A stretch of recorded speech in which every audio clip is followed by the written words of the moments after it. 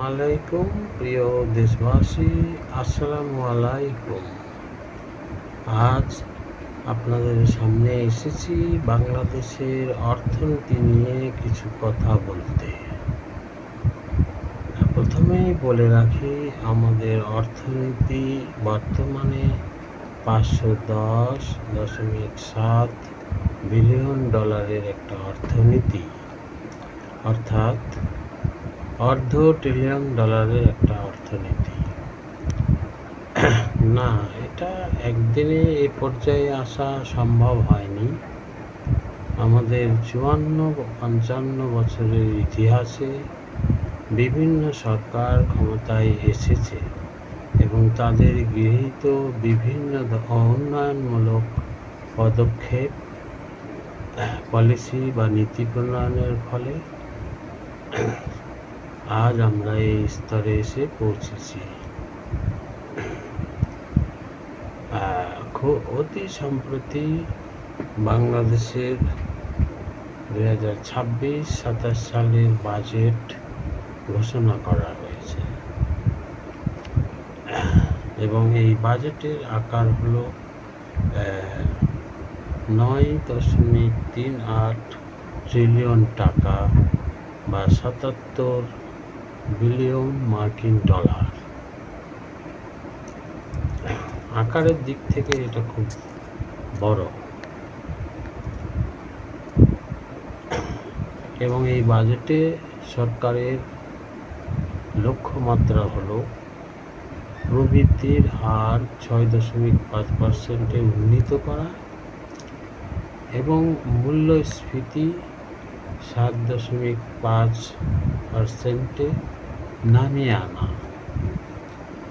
বর্তমানে আমাদের মূল্যস্ফীতির হার 9.13% এবং এই উচ্চ মূল্যস্ফীতির ফলে প্রান্তিক আয়ের জনগোষ্ঠী দুর্ভোগ পোহাচ্ছে। যাই হোক, তবে রিজার্ভের আকার আগের থেকে কিছুটা ভালো,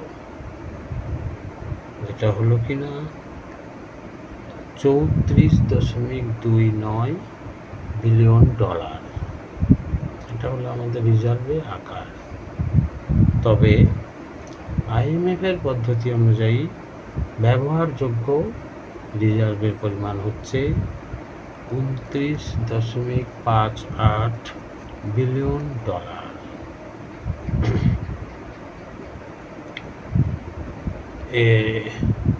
উচ্চ রেমিটেন্স প্রবাহের ফলেই রিজার্ভে কিছুটা স্বস্তি দেখা দিয়েছে।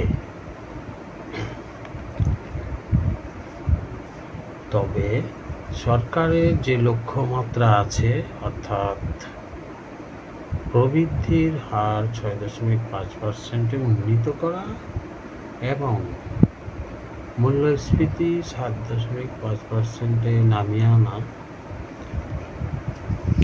আন্তর্জাতিক যে সমস্ত সংস্থাগুলো আছে, IMF, বিশ্বব্যাংক এবং ফিচ রেটিংস, তাদের মতামত অনুযায়ী এটা খুব উচ্চাভিলাষী বাজেট এবং প্রবৃদ্ধির হার, তাদের মতে প্রবৃদ্ধির হার 3.5 থেকে 4.7%-এর মধ্যে থাকবে।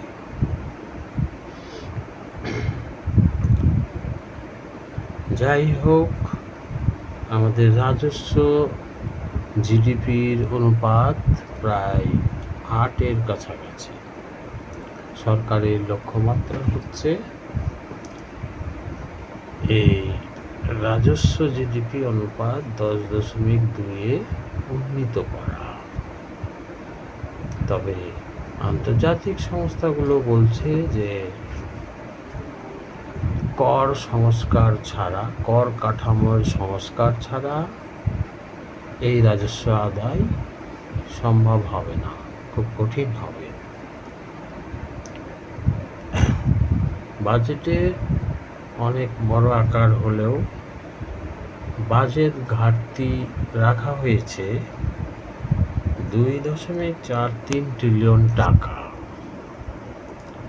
এই টাকা কোত্থেকে আসবে সেটাও একটা বড় প্রশ্ন। যাই হোক, 2026 সালে আমাদের বাংলাদেশিদের মাথাপিছু আয় উন্নীত হয়ে দাঁড়িয়েছে 2,911 মার্কিন ডলারে।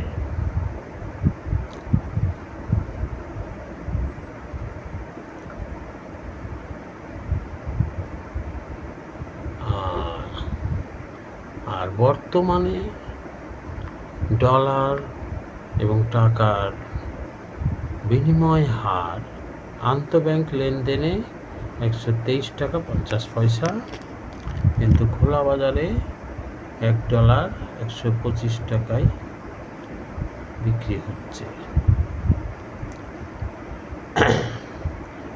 বাংলাদেশের অর্থনীতির জন্য বড় চ্যালেঞ্জ হচ্ছে ব্যাংকিং খাতের ভঙ্গুরতা এবং উচ্চ হারে খেলাপি ঋণ।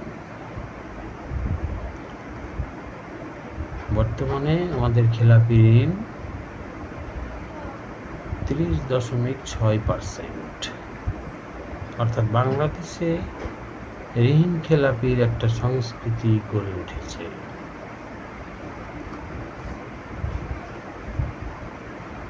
সব মিলিয়ে দেখা যাক